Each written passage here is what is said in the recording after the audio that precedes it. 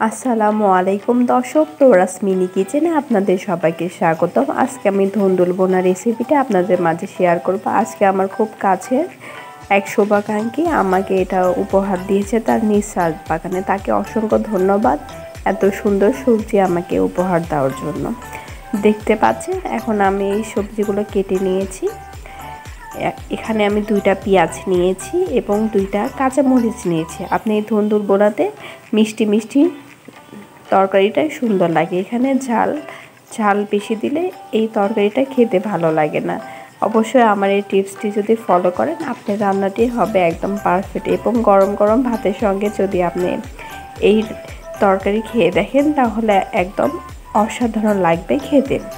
চলুন দেখে নেওয়া যাক প্রস্তুত প্রণালী। এখানে আমি একটা ডিম নিয়েছি এবং ডিমে সামান্য হলুদ, লবণ এবং মরিচের গুঁড়া অ্যাড করে ডিমটি মিক্সড করে নিচ্ছি। এখানে আমি একটা পেঁয়াজও অ্যাড করেছি। এখন সর্বপ্রথম ফ্রাই প্যানে আমি ডিমটি ভেজে নিব। সর্বপ্রথম আপনারা ফ্রাই প্যানে ডিমটি অবশ্যই ভেজে নেবেন। ফ্রাই প্যানটা গরম হয়ে গিয়েছে, এ পর্যায়ে আমি ডিমটি দিয়ে দিচ্ছি। এই ধুন্দুল বোনাতে অবশ্যই ডিমগুলা ছোট ছোট করে কেটে নিতে হবে, তাহলে খেতে সুন্দর লাগবে। আমি এখন ডিমটি উল্টিয়ে পাল্টিয়ে নিব। দেখতে পাচ্ছেন চামচের সাহায্যে ডিম সব উপকরণ সঠিকভাবে দিচ্ছি। আপনারা অবশ্যই এভাবে বাসায় ট্রাই করবেন, তাহলে আপনাদের এই ধুন্দুল বোনাটি হবে একদম পারফেক্ট। আমাদের বগুড়ার ভাষায় আমরা এটাকে তরি বা কদর বলে থাকি। দেখতে পাচ্ছেন এখন এখানে আমি 3 পিস করে নিব। একটা ডিমের 3 পিস করলে মোটামুটি ভালো হবে। ডিমটি আমি ব্রাউন কালার করে ভেজে নিব। ডিমটি ব্রাউন কালার না হওয়া পর্যন্ত এটা ভাজতে থাকতে হবে। ব্রাউন কালার চলে আসলে ডিমটি আমার হয়ে যাবে। এই পর্যায়ে আমি এখন ডিমটি নেড়ে নিব। দেখতে পাচ্ছেন ডিমটিতে ব্রাউন কালার চলে এসেছে।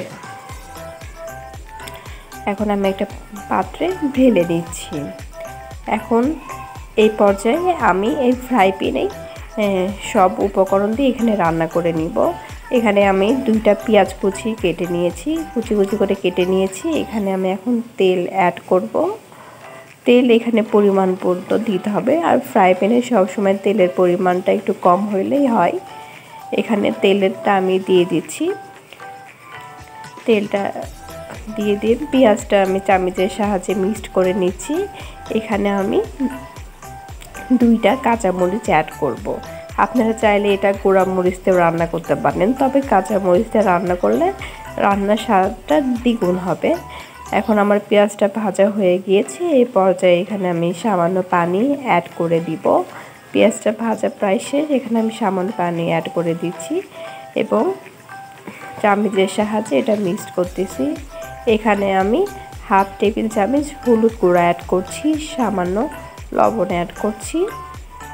লবণটা আমরা চেখে পরে দিতে পারবো এবং আদা রসুন বাটা এখানে অ্যাড করছি। সম্পূর্ণ উপকরণটি মিক্সড করার পর এখানে আমি সামান্য পানি অ্যাড করব, যাতে মশলাটি সুন্দরভাবে কষানো যায়। মশলাটি সুন্দরভাবে কষানোর জন্য অবশ্যই এখানে একটু সামান্য পানি অ্যাড করে দিবেন। দেখতে পাচ্ছেন একটা তেজপাতা অ্যাড করে দিচ্ছি। দিয়ে সম্পূর্ণ উপকরণটি আমি সুন্দর করে মিক্সড করছি। তারপর এখানে কেটে রাখা ধুন্দুলগুলো আমি দিয়ে দিব। আর এই পর্যায়ে আপনারা খেয়াল রাখবেন, এখানে আমি আর কোনো পানি অ্যাড করব না, যেহেতু এটা পানি জাতীয় সবজি। এখানে অলরেডি পানি উঠে আসবে। চামচের সাহায্যে সম্পূর্ণ উপকরণটি সুন্দর করে মিক্স করে দিচ্ছি। আপনারা অবশ্যই বাসায় এভাবে ট্রাই করবেন, তাহলে আপনাদের এই রান্নাটি হবে একদম পারফেক্ট। প্লিজ আমার ভিডিওটি ভালো লেগে থাকলে অবশ্যই লাইক, কমেন্ট, শেয়ার করতে ভুলবেন না। বেশি বেশি সাপোর্ট করবেন আর আমার জন্য দোয়া করবেন। আর আমার রান্নাটি অবশ্যই আপনারা বাসায় ট্রাই করবেন এবং কমেন্ট বক্সে আপনাদের অভিজ্ঞতা জানাবেন।